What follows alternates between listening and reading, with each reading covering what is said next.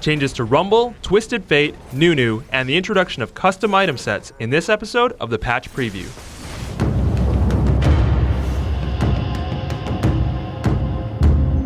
Hey Summoners, I'm your host Quiff, here to discuss some of the big changes and updates coming with this patch. Joining me will be two of our developers, RJ Combo and Morello. I'll kick things off with RJ Combo to discuss custom item sets. Can you tell us what this new feature is all about?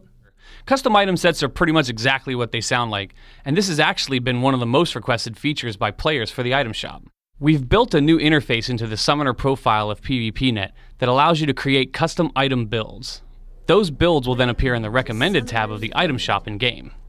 When you're creating a build, you can associate it to a specific champion or multiple champions, or even all champions, as well as which maps they can be used on. So if you like to play AP Master Yi or AD Kennen, for example, you can easily configure a set of AP or AD items for those champions, instead of having to manually search for them in the middle of a game. Another benefit of this feature is the ability to browse the full item shop in PvPnet, even if you're not configuring an item set at that time. I'd also like to add that, for now, the item sets are stored on your local machine only, but we're committed to adding server-side storage in the future. Once that happens, you'll be able to log in on any computer and still have access to your item sets. Awesome! Very exciting times for all of the AD Kennens and AP Gangplanks around the world. Thanks for coming out, RJ. Sure thing, thanks for having me. Alright, let's shift this discussion over to balance changes. We'll start with Rumble.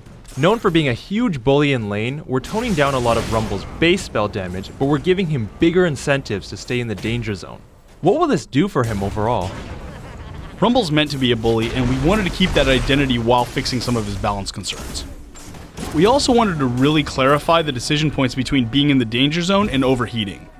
Now, more of Rumble's gameplay is going to be about trying to manage to stay right in that danger zone sweet spot more often.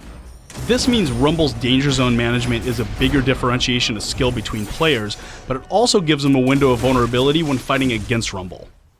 Another strong champion we're targeting is Twisted Fate. Stack Deck is trading its passive cooldown reduction for more attack speed, and Destiny is getting an increased cooldown at early and mid levels. TF is notorious for his high skill cap and ability to apply incredible early to mid-game global map pressure. So it seems that most of these changes are focused on lowering some of that power. What was the thought process here?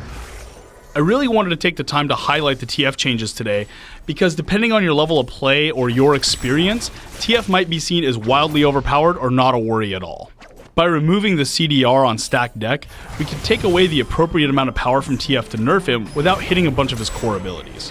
It was necessary for us to nerf Destiny, because TF's great global map pressure, especially early to mid game, is just insane. Other ultimate skills with this kind of map presence typically have very long cooldowns, and there's no reason TF should be any different. We've made a number of small changes to our stronger AD carries, but I want to focus specifically on Caitlyn, who's been a dominant pick for some time. With this change, we're lowering Caitlyn's base attack speed, and we're no longer letting her build headshot stacks while attacking turrets. These nerfs are directly targeted at Caitlyn's incredible sieging power in early game, but some would argue that's always been one of her specialties. Was she just too good at her job? That's exactly right. I mean, Caitlyn is a good siege champion, and that's the role she needs to be sitting in, but she was simply too good at it. Caitlyn already has unusually high range, great poke, and fantastic disengage. These strengths are enough to carry the character, but when building headshots on towers, she could indefinitely zone out enemy laners, and she does need some kind of weakness for enemies to capitalize on. The reduced attack speed means she'll now start losing in extended trades with other AD carries, a really valid and appropriate weakness for a sniper. Let's move over to our big jungler upgrade to Nunu. With Nunu, all of our changes are focused on consume, but they present a pretty big rework overall. Now Nunu's consume deals a lot more damage, but we've significantly reduced the heal it provides. Additionally, whenever Nunu uses consume on a jungle monster, he gains a timed bonus depending on which one he chomps. Let's get straight to the point here. This looks like a big hit to top lane Nunu, but it's also a significant buff for jungle Nunu. Was that the intention? For anybody who's seen top lane Nunu, none of this is going to be a surprise to you. You've seen the infinite sustain, you've seen the infinite damage, he's just going to bully you out of lane and you're not going to get to interact with him. That's the definition of a balance problem. At the same time, we wanted to bring jungle Nunu back. He's a cool jungle character, and consume is just asking to be used in the jungle.